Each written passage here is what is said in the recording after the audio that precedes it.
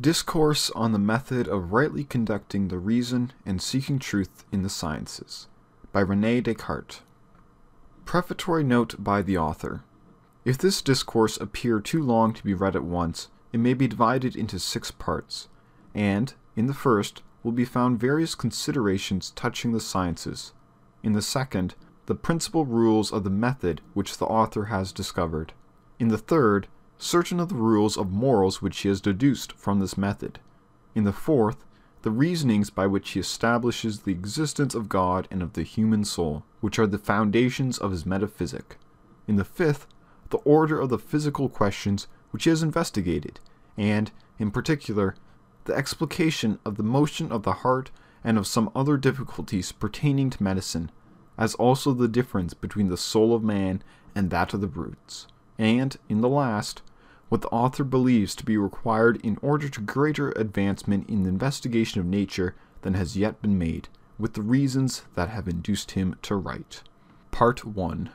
Good sense is, of all things among men, the most equally distributed, for everyone thinks himself so abundantly provided with, that even those who are the most difficult to satisfy in everything else do not usually desire a larger measure of this quality than they already possess. And in this it is not likely that all are mistaken. The conviction is rather to be held as testifying that the power of judging aright and of distinguishing truth from error, which is properly what is called good sense or reason, is by nature equal in all men, and that the diversity of our opinions, consequently, does not arise from some being endowed with a larger share of reason than others, but solely from this, that we have conducted our thoughts along different ways and do not fix our attention on the same objects. For to be possessed of a vigorous mind is not enough.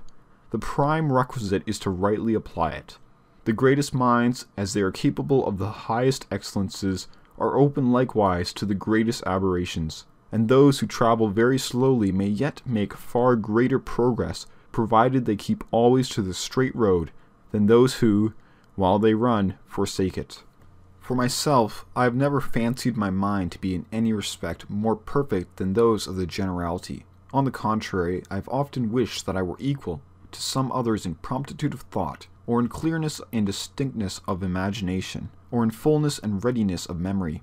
And besides these, I know of no other qualities that contribute to the perfection of the mind. For as to reason or sense, inasmuch as it is that alone which constitutes us men and distinguishes us from the brutes, I am disposed to believe that it is to be found complete in each individual, and on this point to adopt the common opinion of philosophers, who say that the difference of greater and less holds only among the accidents, and not among the forms or natures of individuals of the same species.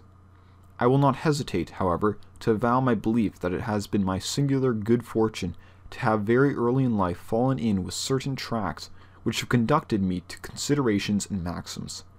of which I have formed a method that gives me the means, as I think, of gradually augmenting my knowledge and of raising it by little and little to the highest point which the mediocrity of my talents and the brief duration of my life will permit me to reach. For I have already reaped from it such fruits that, although I have been accustomed to think lowly enough of myself, and although when I look with the eye of a philosopher at the varied courses and pursuits of mankind at large, I find scarcely one which does not appear in vain and useless, I nevertheless derive the highest satisfaction from the progress I have conceived myself to have already made in the search after truth, and cannot help entertaining such expectations of the future as to believe that, if, among the occupations of men as men, there is any one really excellent and important, it is that which I have chosen. After all, it is possible I may be mistaken, and it is but a little copper and glass, perhaps, that I take for gold and diamonds. I know how very liable we are to delusion in what relates to ourselves, and also how much the judgment of our friends are to be suspected when given in our favor. But I shall endeavor in this discourse to describe the paths I have followed, and to delineate my life as in a picture, in order that each one may also be able to judge of them for himself, and that in the general opinion entertained of them, as gathered from current report, I myself may have a new help towards instruction to be added to those I have been in the habit of employing. My present design, then, is not to teach the method which each ought to follow for the right conduct of his reason, but solely to describe the way in which I have endeavored to conduct my own. They who set themselves to give precepts must of course regard themselves as possessed of greater skill than those to whom they prescribe it. And if they err in the slightest particular, they subject themselves to censure. But as this tract is put forth merely as a history, or, if you will, as a tale in which, amid some examples worthy of imitation, there will be found, perhaps, as many more which it were advisable not to follow, I hope it will prove useful to some without being harmful to any, and that my openness will find some favor with all. From my childhood I had been familiar with letters, and as I was given to believe that by their help a clear and certain knowledge of all that is useful in life might be acquired, I was ardently desirous of instruction. But as soon as I had finished the entire course of study, at the close of which it is customary to be admitted into the order of the learned, I completely changed my opinion. For I found myself involved in so many doubts and errors that I was convinced I had advanced no farther in all my attempts at learning than the discovery at every turn of my own ignorance. And yet I was studying in one of the most celebrated schools in Europe, in which I thought there must be learned men, if such were anywhere to be found. I had been taught all that others learned there, and not contented with the science actually taught us. I had, in addition, read all the books which had fallen into my hands, treating of such branches as are esteemed the most curious and rare. I knew the judgment which others had formed of me, and I did not find that I was considered inferior to my fellows, although there were among them some who were already marked out to fill the places of our instructors.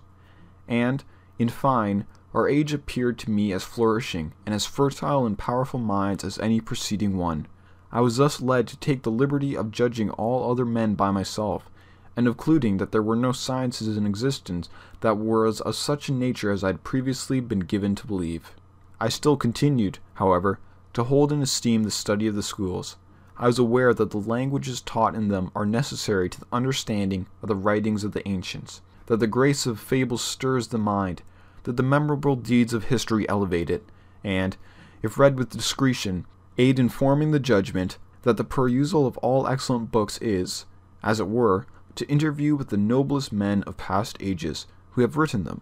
and even a studied interview, in which are discovered to us only their choicest thoughts, that eloquence has incomparable force and beauty, that poesy has its ravishing graces and delights, that in the mathematics there are many refined discoveries eminently suited to gratify the inquisitive, as well as further all the arts and lessen the labor of man, that numerous highly useful precepts and exhortations to virtue are contained in treatises on morals, that theology points out the path to heaven, that philosophy affords the means of discoursing with an appearance of truth on all matters, and commands admiration of the more simple, that jurisprudence, medicine, and other sciences secure for their cultivators honours and riches, and, in fine, that it is useful to bestow some attention upon all, even upon those abounding the most in superstition and error, that we may be in a position to determine their real value, and guard against being deceived. But I believed that I had already given sufficient time to languages, and likewise to the reading of the writings of the ancients, to their histories and fables, for to hold converse with those of other ages and to travel are almost the same thing. It is useful to know something of the manners of different nations, that we may be enabled to form a more correct judgment regarding our own, and to be prevented from thinking that everything contrary to our customs is ridiculous and irrational, a conclusion usually come to by those whose experience has been limited to their own country. On the other hand, when too much time is occupied in traveling, we become strangers to our native country, and the over-curious in the customs of the past are generally ignorant of those of the present. Besides, fictitious narratives lead us to imagine the possibility of many events that are impossible, and even the most faithful histories, if they do not wholly misrepresent matters, or exaggerate their importance to render the account of them more worthy of perusal, omit, at least, almost always the meanest and least striking of the attendant circumstances. Hence it happens that the remainder does not represent the truth, and that such as regulate their conduct by examples drawn from the source are apt to fall into the extravagance of the knight-errants of romance, and to entertain projects that exceed their powers.